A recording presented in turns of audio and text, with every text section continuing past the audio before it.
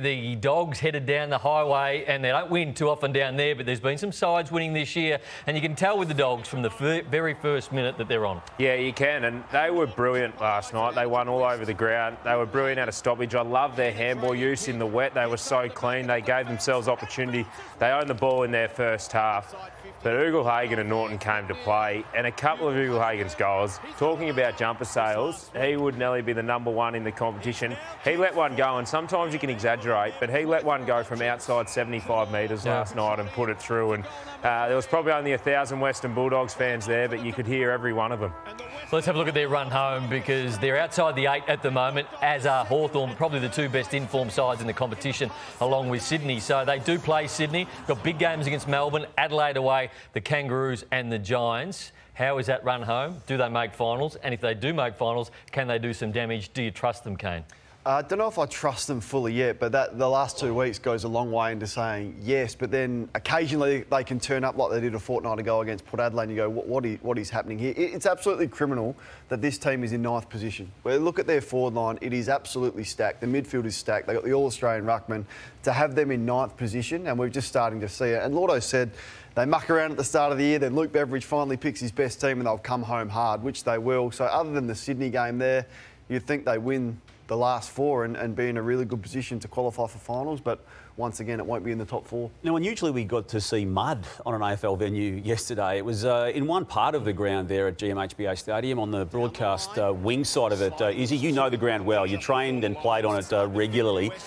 It doesn't get a lot of sun now with that new stand there, but this is very unusual, and there was a VFL match played before. Yeah, and I think that's what it makes it difficult, because you have multiple teams training on it. Where the mud predominantly was is where you come out for training and you do all your warm-up type of stuff. But since that new stand's been there, we had a heap of rain in Geelong yesterday afternoon, Damo, and the VFL just chopped it up. So disappointing to see at AFL level, but to be honest, I was there live and I quite enjoyed the mud and the slipping and sliding, and you don't usually see it at AFL level. More in-depth analysis on the Dogs later in the program. But welcome back to the Sunday Footy Show. The Western Bulldogs up against the Cats. They travelled down the highway and they got the job done. 30 scoring shots to 13 last night.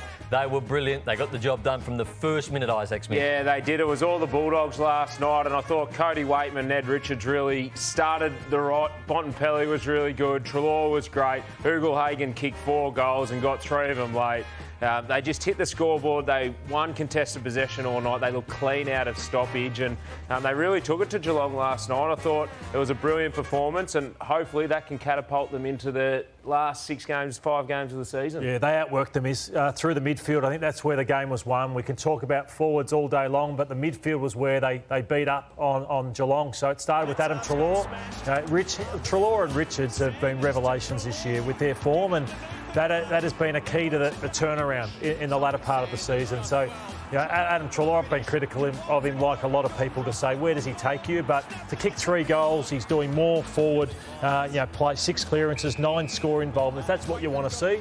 And this is why he's in career best form, because of the damage that he's doing. So 3 goals is huge for a midfield. Yeah, just 3 genuinely good midfielders, and you chuck Libber in as well, which is what you need if you're going to win the premiership and go deep. And the other just one, a quick question. Adam Treloar's left foot snap. Riley West was standing on the line. Would have you taken that mark? In a heartbeat. I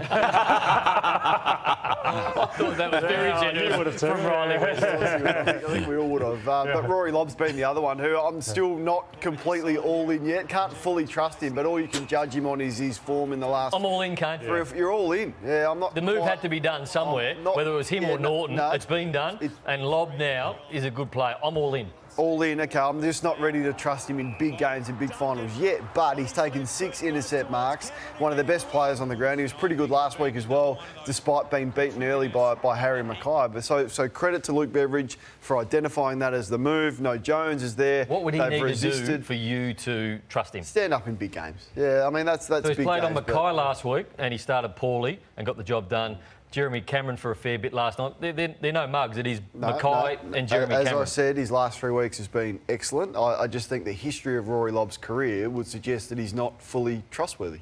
And talking about a bloke that's been excellent, Rory Lobb, That is now my favourite Bulldogs move. But before Lobb went back, this was my favourite move. Ed Richards from half-back into the midfield. He played a bit of half-back last night, but he's changed the whole dimension of their midfield. I love what he's doing. His contested work was on show last night. He got down and dirty.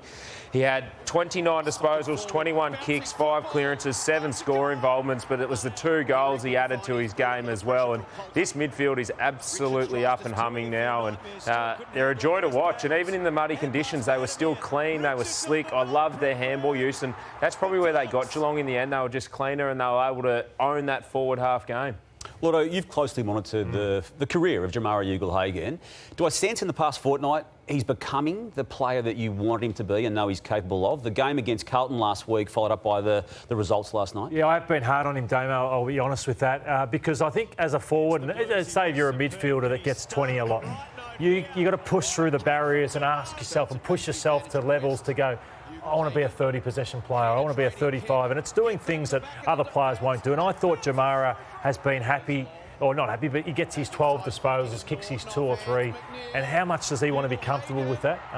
But the last 2 weeks, this was better because it was in the wet.